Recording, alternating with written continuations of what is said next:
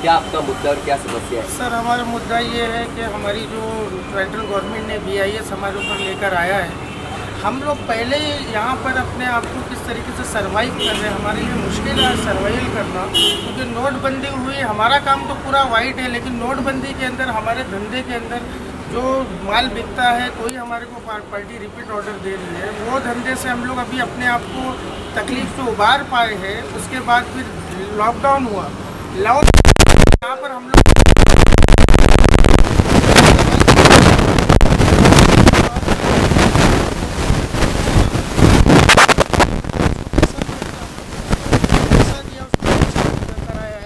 Lockdown के बाद हमारी हालत वो हो गई थी कि हमने हमारा LIC को सरेंडर करके और वो पैसे से अपने काम को वापस एक बार जमाया। अभी एक और BIS हमारे ऊपर आ गया है, हम लोग कैसा सर्वाइव कर पाएंगे, किस तरीके से हम लोग अपने धंधे को चलाएंगे। हमारा धंधा आज हम लोग जो कमाते हैं, जो कंपटीशन मार्केट है, BIS आप लेकर आ रहे हो, BIS का कोई मटेरियल नहीं है, यहाँ पर लैब नहीं है, कोई सेटअप नहीं है। और BIS आने के बाद आप बोलते हो मेक इन इंडिया बनाओ, मेक इन इंडिया के अंदर आज हमारा जो माल है यहाँ पर ऐसे ही महंगा है। और अगर BIS नॉर्म्स के बाद अगर ये बनता भी है तो अभी पार्टी ने सबने काम रोक दिया है। कभी ये सही होएगा, कभी स्टेबल होएगा, हमको नहीं मालूम। हम कहाँ से भाड़ा भरेंगे? हमारे उधर एक एक जो कारागिर लोग काम करते हैं वो बेचारे एकदम गरीब है। आज अगर हम उसको आज काम नहीं देवे ना तो वो बेचारा कल अपने घर में खाएगा क्या? पार्टी ने माल रोक दिया है क्योंकि गवर्नमेंट का नॉर्म्स है कि बिना BIS का आप माल ले नहीं सकते। वो हमको ऑर्डर नहीं दे रहा है। हमारा लाइट का बिल, हमारा जो जगह पे हम भाड़े पे, वो जगह जिससे हमने भाड़े पे लिया है वो सुनेगा क्या कि तुम्हारा काम होवे कि नहीं होवे? कैसा हम लोग सर्वाइव करेंगे? आज आप बोलते हो मेक इन इंडिया बनाओ।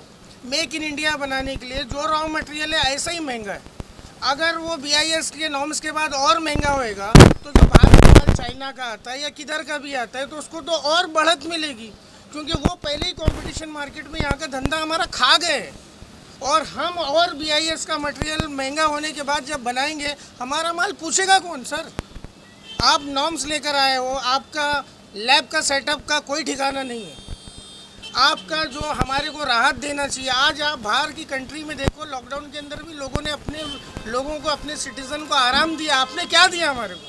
हम लोग अपने आप को अपने पैर से कैसा भी करके सरवाइव करके ऊपर आ रहे, और उसके बाद आप हमारे ऊपर एक नॉर्म्स लेके आते हो। बैठ के ऑफिस में आप आओ, आपके विजिट करो, देखो कि यहाँ पे कैसा कारखाना चलता है, कैसा लोग अपने आप को ऊपर लाने की कोशिश कर रहे हैं।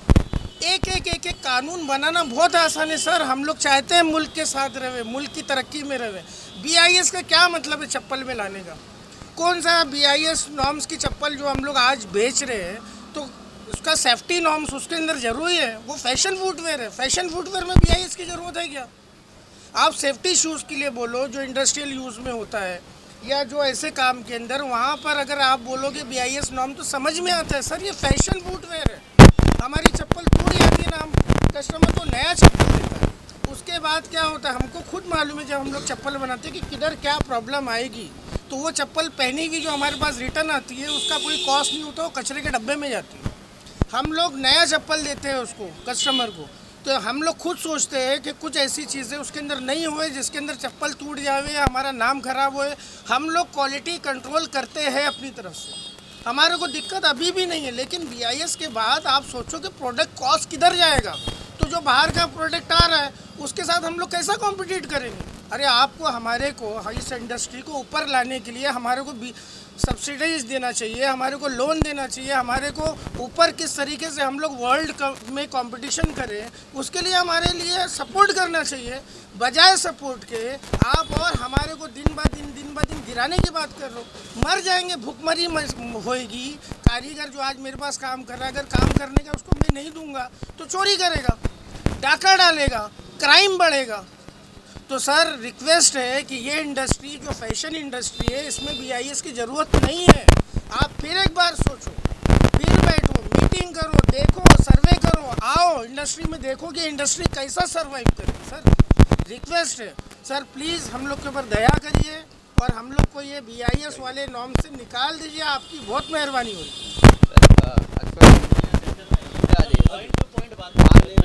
आपके ऊपर जो BIS आईओएस आने के बाद आपको टेस्ट का पैसा कितना लगने वाला है और आपका लाइसेंस का पर ईयर का क्या एक्सपेंडिचर जाने वाला है? मैं FMWA से अशरफ शेख, सेक्रेटरी। और जैसा कि मोहसिन भाई ने सवाल पूछा कि ये कितना पैसा लगेगा, इसमें लगभग 25,000 रुपया पर जोड़ी का टेस्ट का जो है हम लोगों को देना होगा।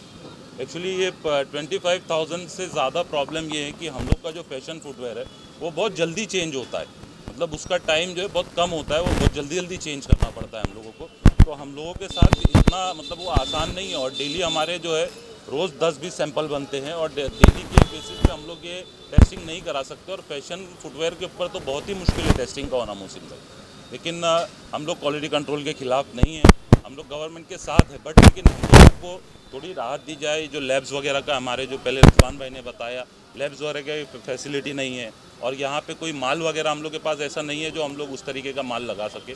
तो मेरी गवर्नमेंट से रिक्वेस्ट है, प्लीज़ आप इसको समझिए, अच्छे से समझिए। हमारी एसोसिएशन भी इसके कोई खिलाफ नहीं है, लेकिन हमको आपकी सपोर्ट की ज़रूरत है।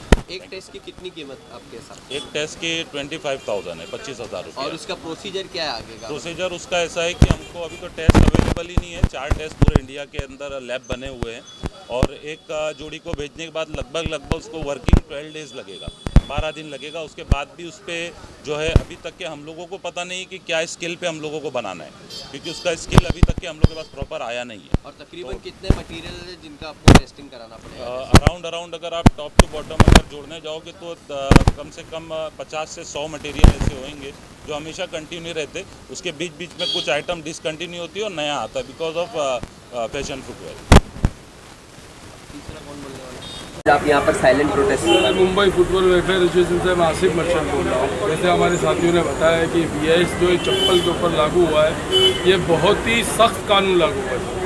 हम कोई कानून के आने से मुखालिफ में नहीं है सर, लेकिन इस कानून को इतना सख्त ना किया जाए, क्योंकि ये इंडस्ट्री जो है ना बहुत छोटे से लोगों से मिलकर बनी है सर। बहुत छोटे 3 कारीगर, 4 कारीगर, 2 कारीगर काम करते हैं। तो मुंबई में सर ये तो हम लोग ला ही नहीं सकते, इस कानून को अमल कर ही नहीं सकते। मेरी मेहरबानी ये है कि इसमें फ़ीस की भी बहुत कमी की जाए, क्योंकि एक आर्टिकल पे पास कराने के लिए 1 से 1.25 लाख रुपया खर्चा होगा। Testing fees, markup fees, agent की फ़ीस, और उसमें 15 से 20 दिन का प्रोसीजर है। और इस वक्त हालात काम के ऐसे है कि कोई पार्टी काम देने को तैयार नहीं। हम लोगों के कारखाने बंद हो गए हैं।